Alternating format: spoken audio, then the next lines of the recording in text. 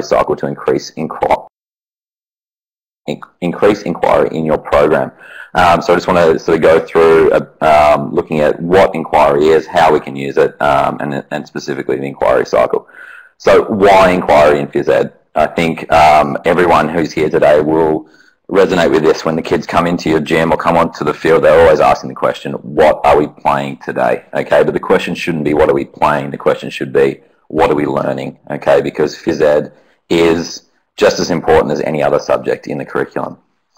Okay, so as PhysEd teachers, our subject, it permeates every facet of that curriculum.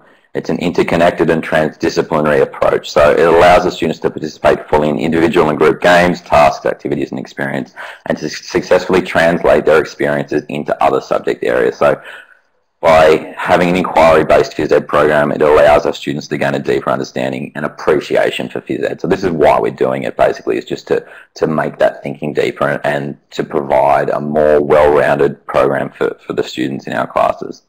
Okay, but how are we going to do it?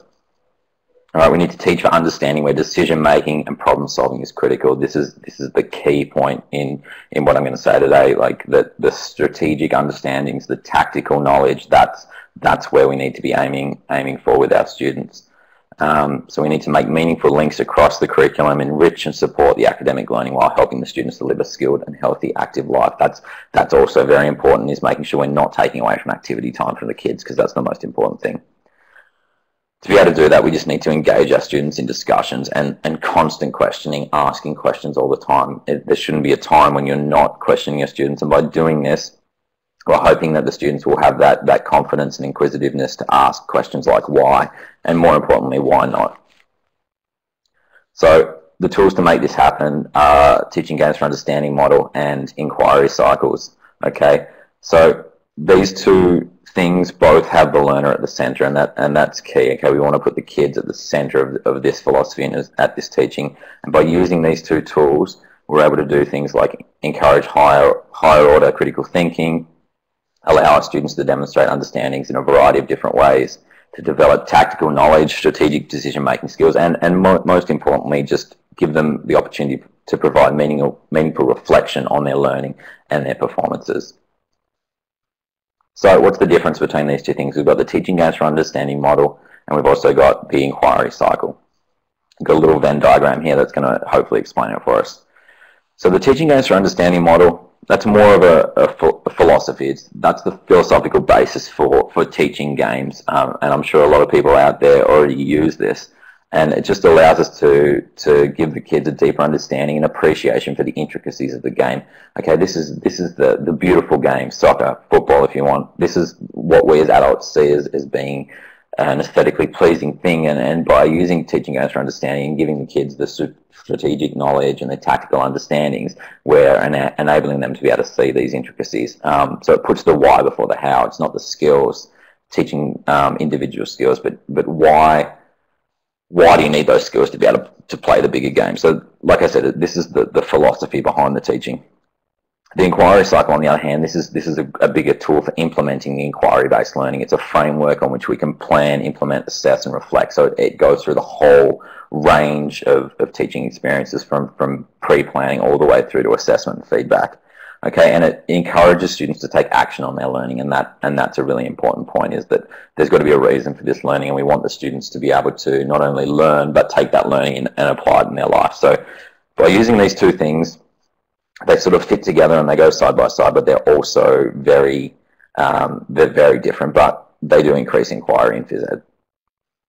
So the TGfU model, which I'm sure a lot of you have already seen, is here. Okay, game appreciation, gameplay, tactical awareness, making appropriate decisions, being able to execute the skills in a way to make sure that those decisions that you've made are being executed. All of these things, like I said, is a philosophy. You've got your target games, you've got your invasion games, you've got all these categories of games that you're using the teaching games for understanding model. So the way that I'm using this and the way that you should be using this is in your day-to-day lessons, okay, using this philosophy and using this model to be able to teach games.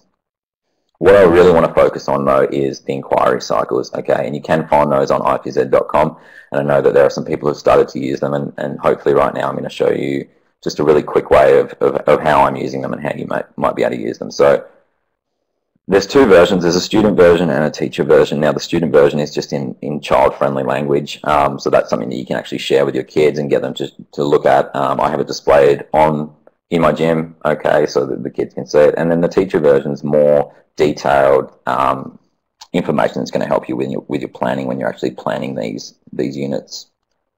So we'll look at the teacher version. So the first step is connection, okay? You need to have a reason why you're doing a unit in your PhysEd class. Like, why are you doing basketball? Why are you doing an invasion games unit?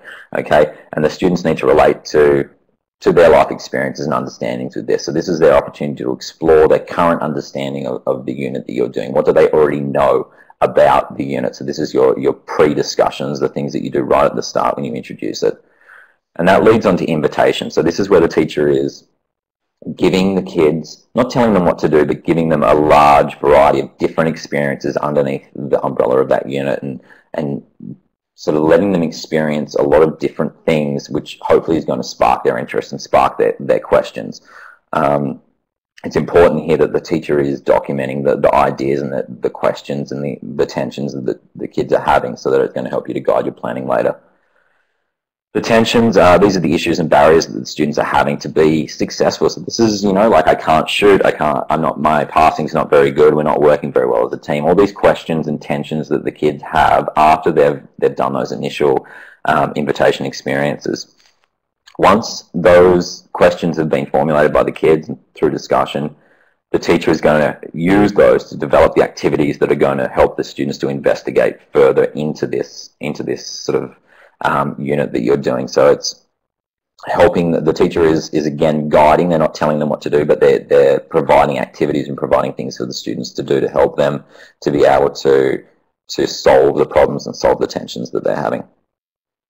Demonstration. Now, this is where the teacher is actually taking the lead. They're suggesting things that the students might do, not what they must do, but really giving them possibilities and saying, like, these are things that I think that you can do that's going to help you to solve those tensions and those issues that you have, okay? And this is the opportunity for developing skills and tactical understandings.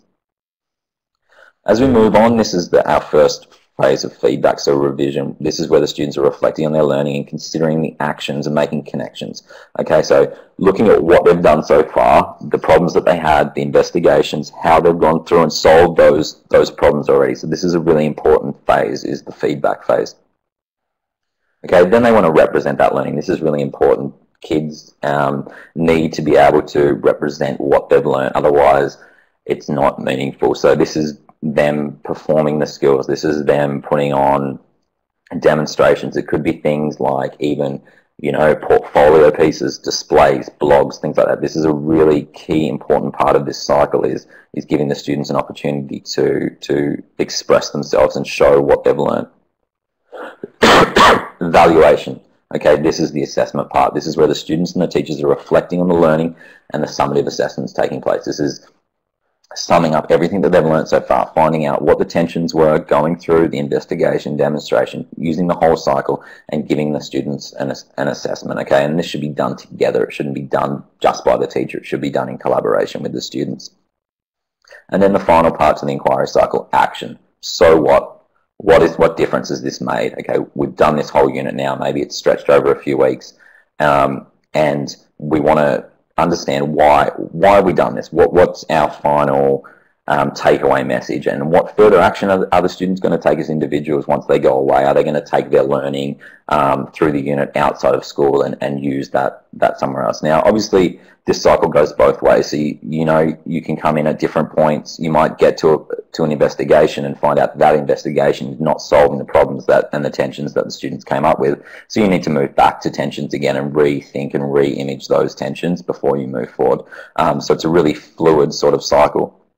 It does take a little bit of getting used to it, and it really, it's difficult to start with, but really stick with it, because I've been using it now for probably a couple of months, and I found that it really helps me with my planning and implementation, and just making sure that the unit starts well and it finishes well, because you've got a really clear guidelines. So I'm more than happy to help anybody who is interested in using this or is using it already. So please connect with me, and you can do that through the website at iphysed.com, on Twitter, the email's there. Also to Facebook, Pinterest, and YouTube. There's a lot of resources on there, and I'm constantly updating those resources to be able to help people. So please, if you're using it, contact me. I'd love to be able to help you and love to be able to connect with you and collaborate and make this even better. So thank you very much for subject support, and thanks everyone for listening.